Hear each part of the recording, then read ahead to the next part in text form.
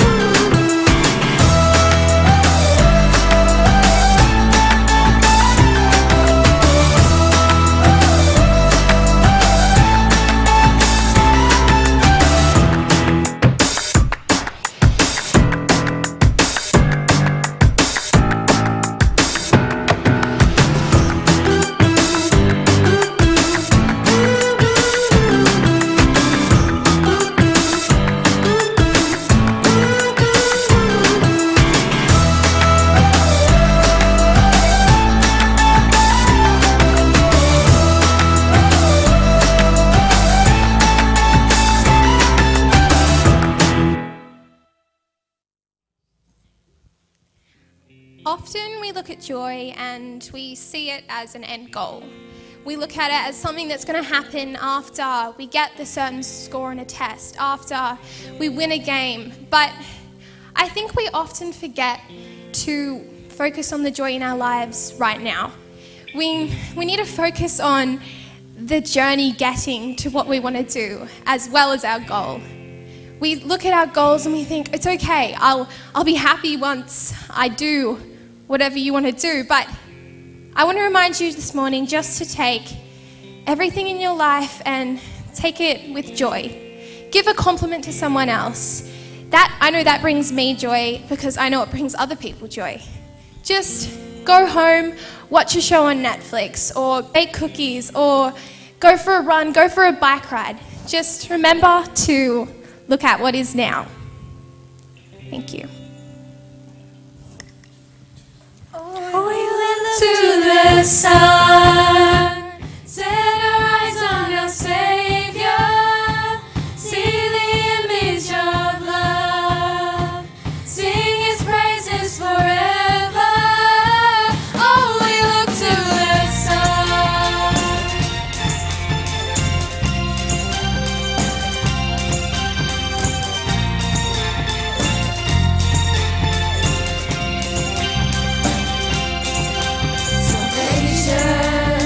Tearing through the dead of night, see the kingdom burst into color at the speed of light.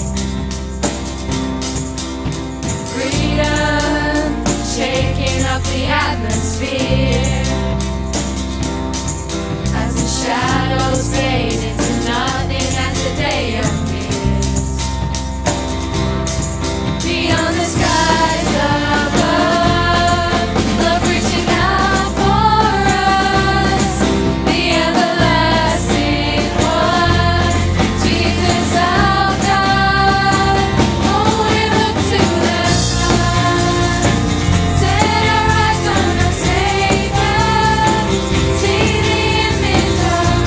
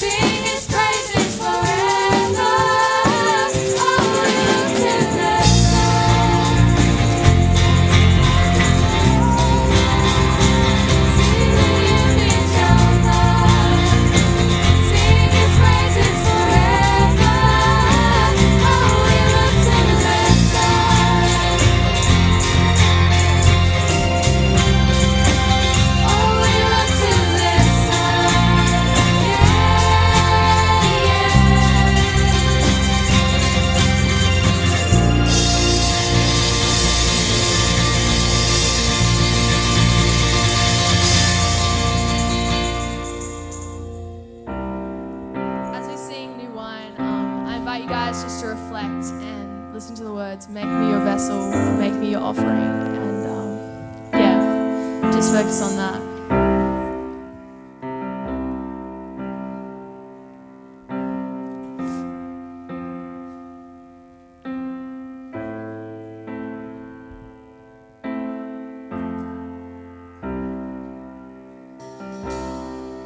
In the crushing, in the pressing, you are making new wine.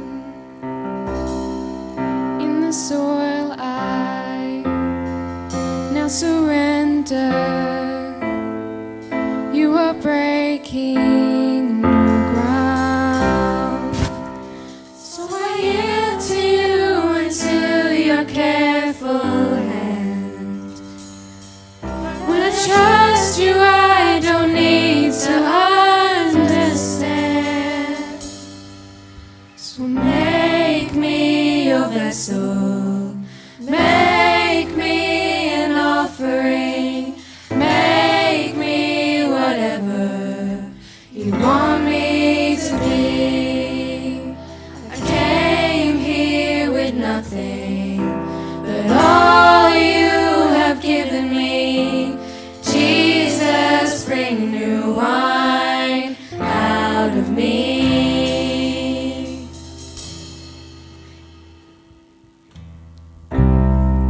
In the crushing, in the pressing, you are making new wine. In the soil I now surrender.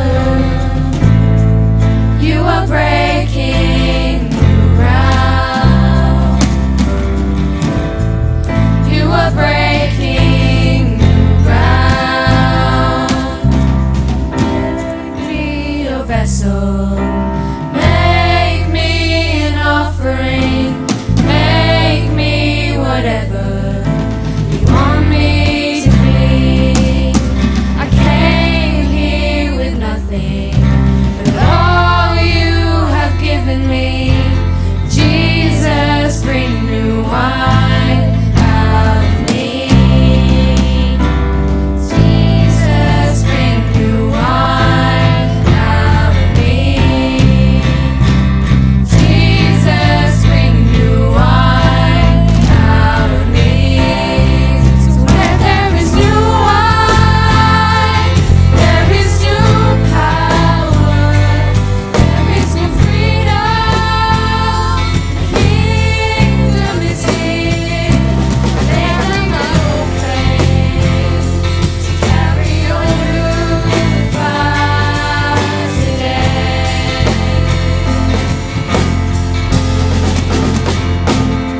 There is new wine, there is new power, there is new freedom. The kingdom is here. I lay down my old faith to carry on new life today.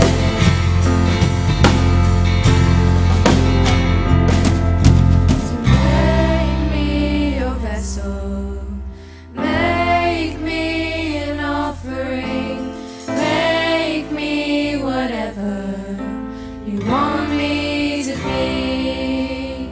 I came here with nothing but all you have given me.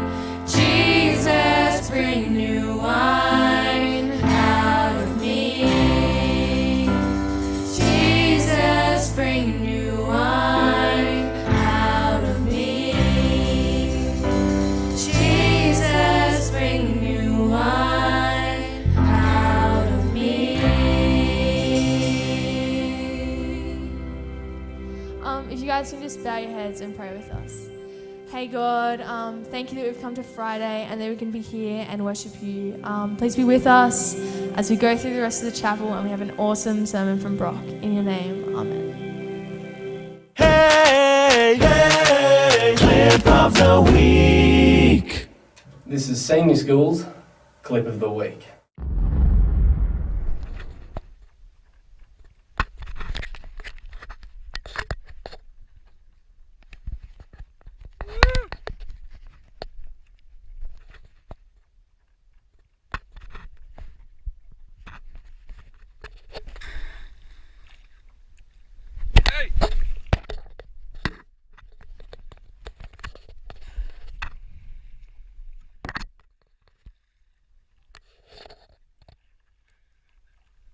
Hey,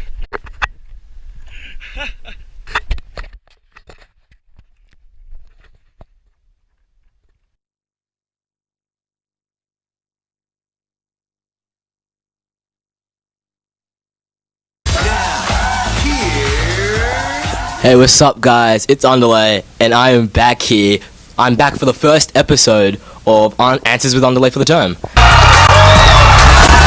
And I'm here with, do you want to introduce yourself? Oh, Samuel James Wellham. I'm going to ask you a couple questions. First question, what brings you joy in your life?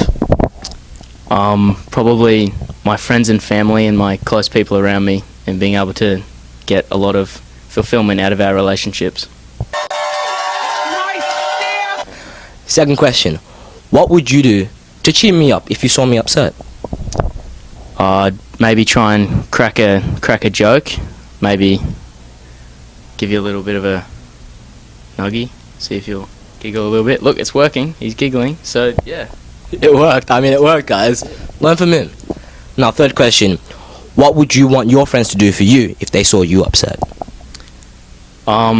probably just punch me in the arm or like jab me in the side of the stomach. That really gets me going. Wow, okay. It's interesting, unique. Alright, to end this off, I'm going to give you 8 questions. It's just going to be a speed round and you got to get the answers, okay? Yeah. Okay, first question. What is the name of SpongeBob's pet companion? Benjamin Franklin. Okay. Which MC teacher had the alter ego Blue Boy Ultralight? Mr. Williams, for sure. He's on the roll, guys. Optimus Prime, Bumblebee, and Megatron are all part of what group of robots? Is it Spider-Man? Guys, he's killing it. He's killing it. Which house colour won all the major sporting events in 2019? Oh, that's Shortland for sure. Shortland all the way. Up the Shortland. Who is the CEO of Facebook? Mark Zuckerberg. He's killing it. What was Twitter's original name? Facebook. Trick question. It was Twitter. Which popular video game franchise has released games with the subtitles Modern Warfare and Black Ops? NBA 2K20. He's just smart, guys. What is the richest country in the world? That was the last question. Nigeria. It's definitely Nigeria. Guys, he got 3 questions right. Thank you guys for joining us for the first episode of Answers with Underlay. I can't wait to see you guys next week. This was really fun. Was this fun? This was the most fun I've ever had in my life. The most fun he's ever had, guys. See? Now, I still need more people to come and say that they want to be interviewed by me. So if you really want to, again, just come up to me and I'll definitely say yes. I need about 6 more spots, so if people could just come, please join me. Thank you.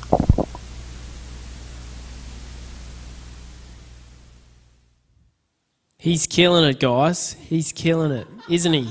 Onderlay is absolutely killing it. What a great new segment. Thanks, Onderlay. I don't know how you guys felt when the killer whale swam straight under the SUP, the stand-up paddleboard, and noticed that moment where the guy goes, hey, like a human can just say hey to a massive, giant beast that could kill you and it'll swim off. He must have felt incredible joy in that moment as it went off, and he had that experience and he wasn't dead. And we're going to move from that idea straight into our challenge for today. The staff were 100% correct. We're going to do a bit of a Mr. Squiggle, and I do believe most of you guys are a bit young to know what that is, so I've prepared a short clip, and this is what Mr. Squiggle's about. Hi, Mr. Squiggle. Hi, Rebecca, guess what? You've joined a circus. No, Rebecca. Oh, I give up. What is it? It's squiggle time. Oh, of course. You get trickier every day, Mr. Squiggle. Come on, let's have some squiggles. And hurry up. Okay, Blackboard. Now, Darling. Mr. Squiggle. Yes? This squiggle comes from Rihanna Bond, who lives in Heathridge in Western Australia. Tricky, Rebecca. It's a very curvy squiggle. Yes, well, you could say that, Rebecca. What else could we say? Oh, lots of things, Rebecca. Is it upside down? Everything is upside down these days, Well, it is Rebecca. when you draw them, Mr. Squiggle. I don't know how you do it. With difficulty, Rebecca. But with you holding my hand, it I'm does. holding your hand, Mr. Squiggle. Yes. Ah, that's much better. There. Oh, Mr. Squiggle. Yes, Is this a bird a bird. or a duck? It's a duck. Oh, a duck. And what's he doing? He's saying hello to a witchetty grub. Oh. You can see it's a witchetty grub because it's got a witch's hat. I've never seen a witchetty grub wearing a witch's hat. But there he is. That's lovely, Mr. Squiggle. All right, so now you know what Mr. Squiggle's all about, and I'm basically that little kid that drew in the picture because I've prepared this for the homerooms. Each of you have this particular image. You've all got it in your room somewhere. And now you have a bit of time. I think you've got about 7 minutes to come up with a bit of a Mr. Squiggle to kind of make something beautiful out of the mess that I made on that page. And the reason we want you to do this activity is I guess we're kind of getting your brain thinking along these lines. There's a lot of joy in making a mess better. In fact, you're going to hear this line in the talk coming up. The best critique of a mess is to get creative, to do something about it, to make it better. So you guys, you have 7 minutes, and the prize for the winning homeroom, because what you're going to do is you're going to draw your creation. One representative is going to run it down to the front of the church out here. I'm going to be sitting on a chair. I'll collect all those. I'll take some photos, make a quick video, and our judges panel will select a winner. Whichever homeroom wins this particular comp is going to get to come down to our live chapel next week because we've got an artist doing some live music. So it'll be like there's no live music happening anywhere at the moment, and one homeroom's going to get a chance to sit in here and enjoy a live concert, and there won't be snacks. There's no eating here, sorry. So you've got 7 minutes, and get your squiggles done. There'll be a timer going. Enjoy yourselves, guys. Get thinking, get creative, get it done.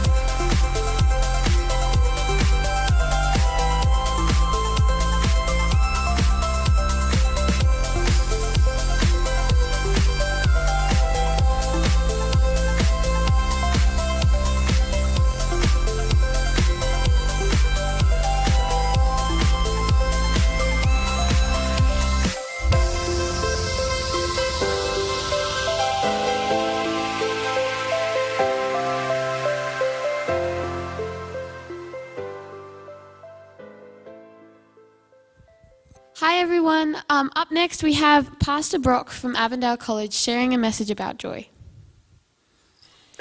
Well, good morning. It is me here in front of a white screen talking to you. Wish I could be there in person. Terribly sorry we can't. Because of all of the corona goodness, they banned our work travel. So I come to you in this medium. But anyway, nice to see you, even though I can't see you. I want to talk to you about building something, which I know coming from me isn't exactly a great starting point, not known for my construction abilities. But of course, I speak not of constructing physical homes or building things. I'm talking about building a house of cards. That was something that I really enjoyed when I was growing up. I liked taking these cards and doing the little bends in it and placing them together and creating these cool little towers and buildings. And of course the idea is if you've never built a house of cards before, the point is to try and build a house. So you go up and high. So you balance two of the cards together, and then another two together, and another two, and then place another card on top as like a base, and then on top of that base you put more cards, and the idea is that you create this beautiful tower.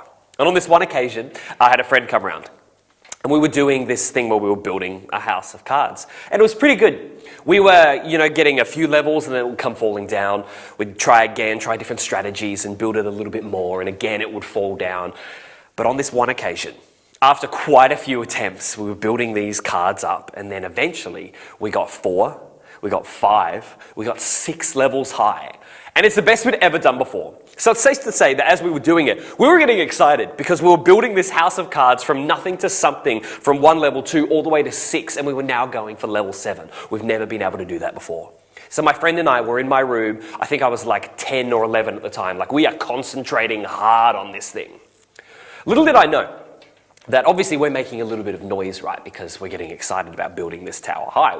We're crushing the PBs for our height of tower goodness. And little did I know, just around the corner, my brother was listening to all of this. And my brother, it would appear, had a slight competitive streak in him this particular day, and was watching what we were doing. And not being involved, he was watching us from a distance, building up and it falling down, building up, falling down. And as we were getting more and more excited, you could see that he was building a different sort of confidence all on his own. He looked at what we were doing and thought it would be a great idea to help with what we were doing. So anyway, my friend and I, we're back in the room and we're building it up. We're halfway through our level 7 now. Like, we are doing an amazing thing, so we're thinking, like, we're crushing it.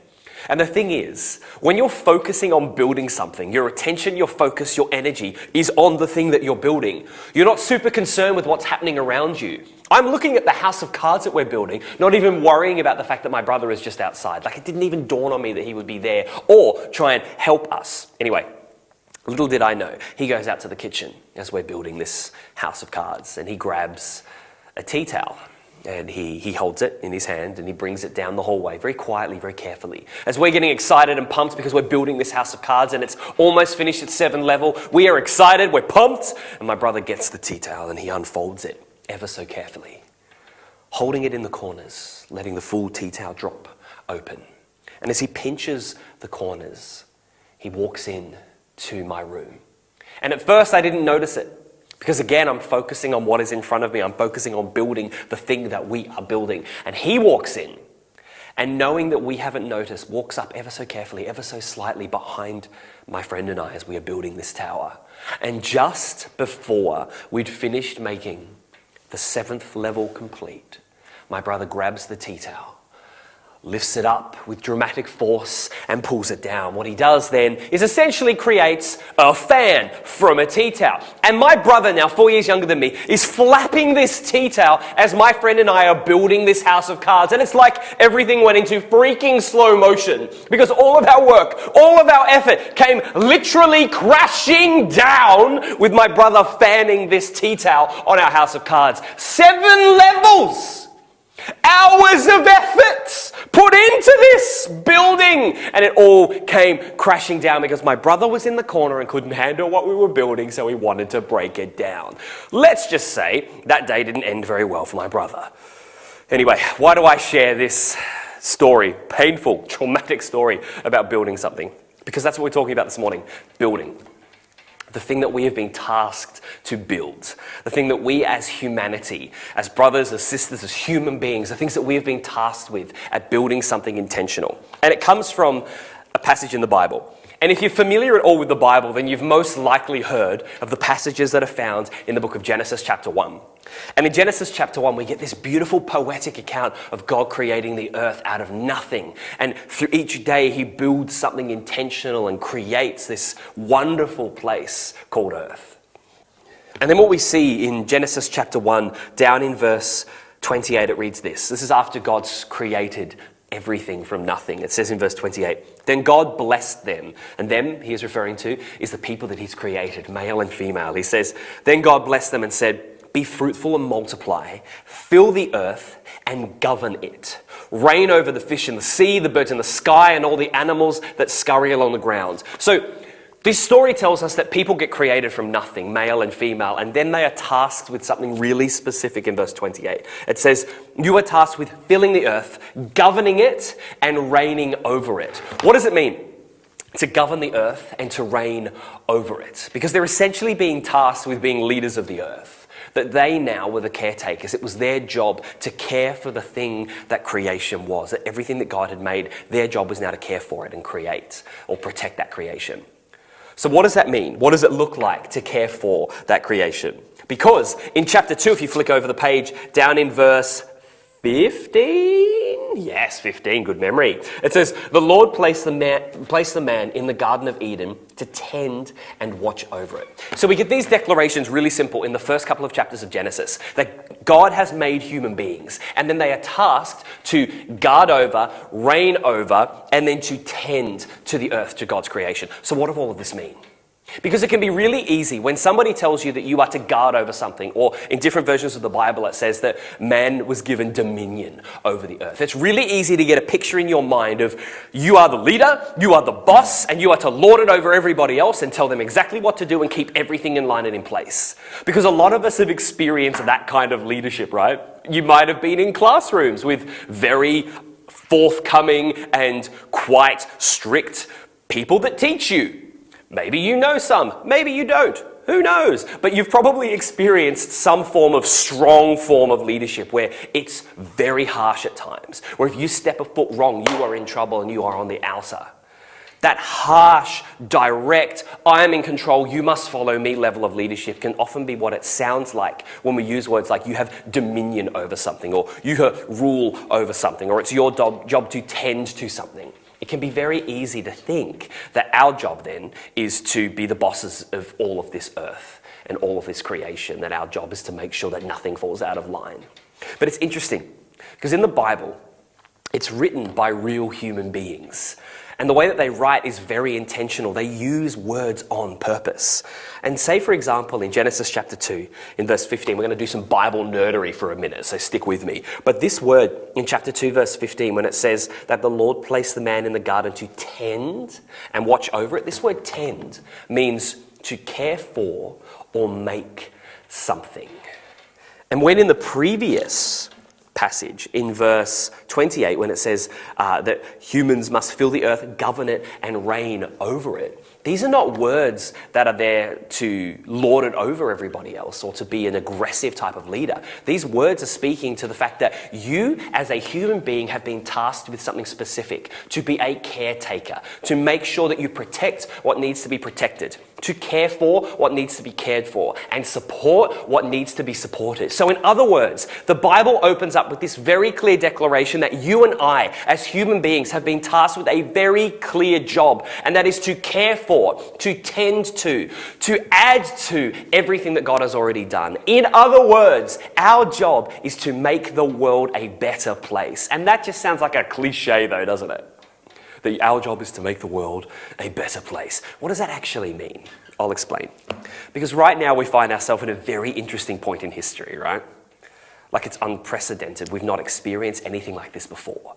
And it's really easy as human beings to look at everything that's happening around us, to look at the people that are in charge, the people that are doing things, the people that are running things. And it is really easy for us as human beings to find fault, to tell people around us that what they're doing is wrong, that we find the mistakes and we say that they're actually not doing a good enough job. If I was in this position, I would do it better. It's easy to look on from where we sit and criticize the things that are going on around us. And even beyond the time that we're living in, it's really easy just as humans to look at all the things around us and just criticize. And maybe you know some of those people that are just really particular at criticizing, that it seems like that's all they do. Is it's like their job on earth is to find fault in others and things that people are doing. But what this passage that we read this morning in Genesis 1 and 2 speak to is that our job as human beings is not to be critics standing on the sideline. Our job as human beings, as brothers and sisters to each other, as humanity, our job is not to sit passively on the sideline and observe and criticize. Our job is to have skin in the game and be active leaders of the world that we find ourselves in. In other words, we are called to tend to everything that we see. In other words, we're called to make this place better, to care for what needs to be cared for, and to create something new when we see fault. Because it's really easy to just stand back and find mistakes.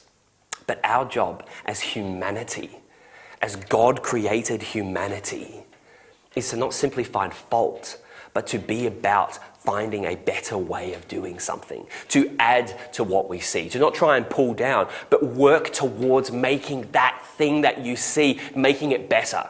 There's a quote that I came across this week, and I love it. It's from a very old one, very old quote, but it goes like this. It says, "I criticize by creation, not by finding fault." I'll read it again. "I criticize by creation, not by finding fault." In other words, this is a statement that says, instead of just criticizing everything around me, I do my criticism not through pulling other people down, but by making the things around me better, by creating something new. I add to the world instead of trying to pull everything down around me. Like my brother in the beginning, he seemed to want to add to the story by pulling down my house of cards, which broke my heart. But see, we're not called to pull down what we see in front of us. We're actually called to add value everywhere we go.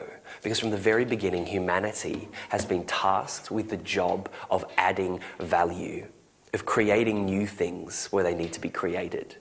of supporting those things that need to be supported, of caring for those things that need to be cared for. So I want to challenge you to check yourself when you criticize, because I do that for myself too. I can find it really easy to criticize everything around me. But I am tasking myself, challenging myself to check in whenever I feel critical and ask, how can I instead not criticize and pull those people down, but how can I add value and try and help towards making the thing better, right? How can I have skin in the game and actually do something to move this thing forward? Because that's what humanity is all about, seeing the goodness in the world and trying to add to it, not pull things down around us. So our job as a brotherhood, as a sisterhood, as humanity, is to find places where we can add to, not find places where we can pull things down. That's my challenge to you, to ask yourself the question, what sort of person do you want to be? Do you want to be one that pulls down, or do you want to be one who builds up? And it can sound really cliche, yeah, like we said in the beginning, to make the world a better place. It can sound really cliche, but you know what? Things are cliche for a reason, because that is actually core business of what it means to be a follower of God, to leave this place better than the way that we found it, to pour into the lives of others and not tear them down. So go with that, and may you be a person that builds up instead of tearing down. Thanks for listening. Thanks, Pastor Brock, and a big thank you to all the homerooms for putting in a huge effort on our little competition. Today's been about the joy of adding value to something rather than just disregarding it or throwing it out. So I want to do a few honourable mentions. Can we see a few here? Yep, we've got 11L, honourable mention. I personally love that. I don't know who that is. Is there a sailor at our school in 11L? 9Z, honourable mention. Some people on the panel disagree. They say dishonourable mention. Then we have 8M, did really well. They've chucked in the Eiffel Tower. I've been there, though. That road doesn't exist, so sorry. You haven't made it. Our winner for today is from 12B. And put your hands together out there, because they're going to come down and see live chapel next week with some live music. So well done to 12B. They had all sorts of things on this picture. And we're going to finish by showing you all the work all of you did. So enjoy the video and then have a great rest of the day and great rest of the weekend. Grace and peace. Ciao. Enjoy.